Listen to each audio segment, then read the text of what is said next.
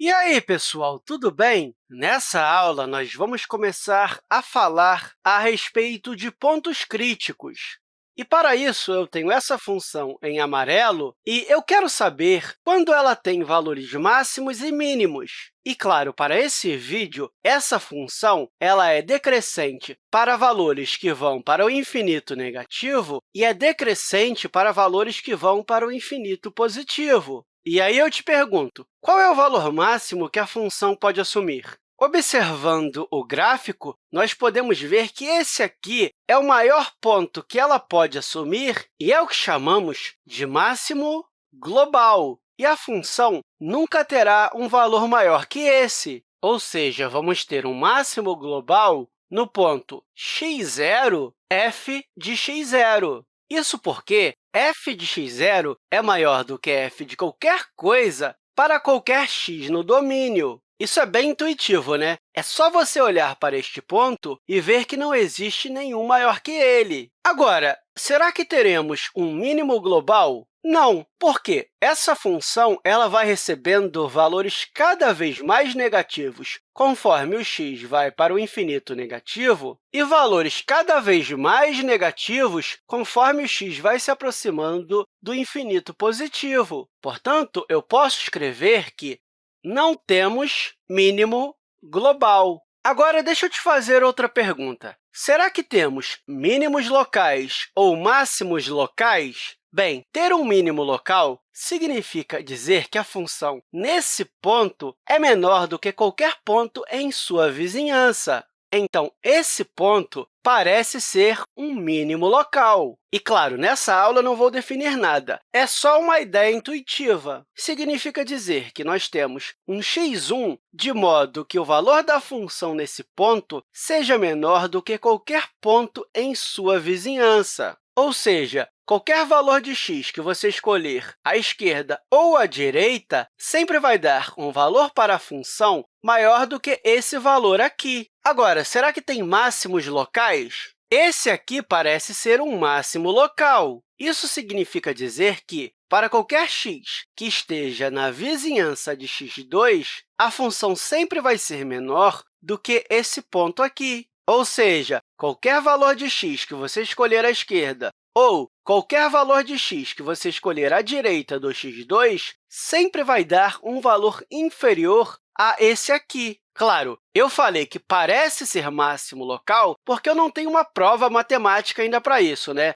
Nós só estamos olhando para a função e tendo uma ideia intuitiva. E, claro, o máximo global ele também é um máximo local. Mas agora que encontramos esses máximos e mínimos, que também são chamados de extremos da função, como podemos identificá-los se soubéssemos algo a respeito da derivada da função? Vamos olhar a derivada para cada um desses pontos. Vamos começar traçando a reta tangente a esse ponto, e aí você pode ver que a inclinação é zero, o que nos diz que a derivada da função em x0 é igual a zero, ou seja, a inclinação da reta tangente a esse ponto é zero. E o que acontece aqui? A mesma coisa. A reta tangente a esse ponto também tem inclinação igual a zero, o que nos diz que a derivada da função em x1 é igual a zero. E aqui, o que acontece? Nesse ponto, a reta tangente não é definida.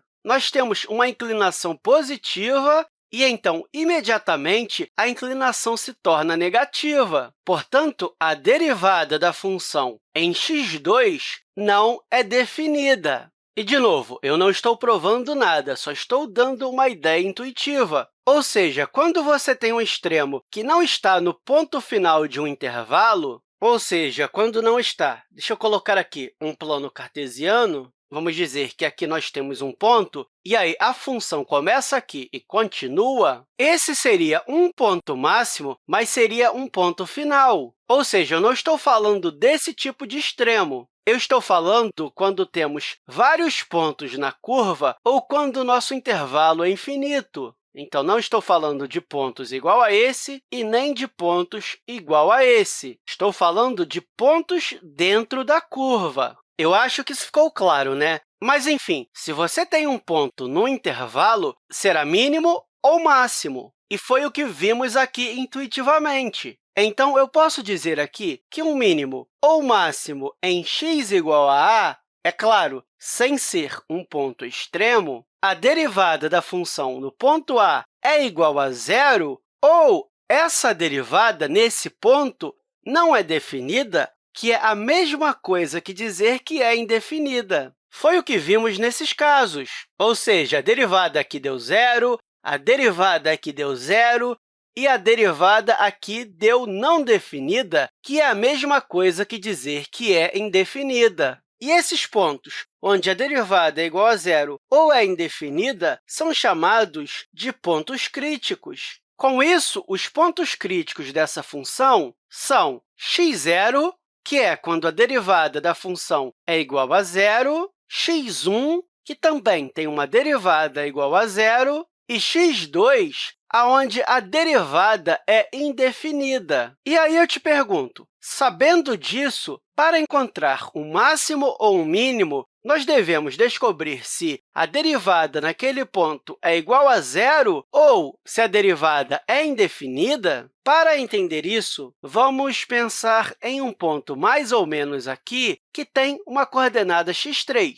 Se nós pensarmos na reta tangente a esse ponto, parece que a derivada de x3 é igual a zero. E, baseado na nossa definição, x3 seria um ponto crítico. Mas, se você olhar para ele, não parece ser máximo ou mínimo. Ou seja, ser um ponto crítico não necessariamente significa ser máximo ou mínimo. Com isso, consideramos somente esses três como máximos ou mínimos, e esse aqui é um ponto crítico, mas não é nem mínimo nem máximo. E no próximo vídeo, você vai aprender a diferenciar isso, ou seja, você vai aprender a descobrir quando existe ponto mínimo ou máximo em um ponto crítico. E eu espero que essa aula tenha te ajudado, e até a próxima, pessoal!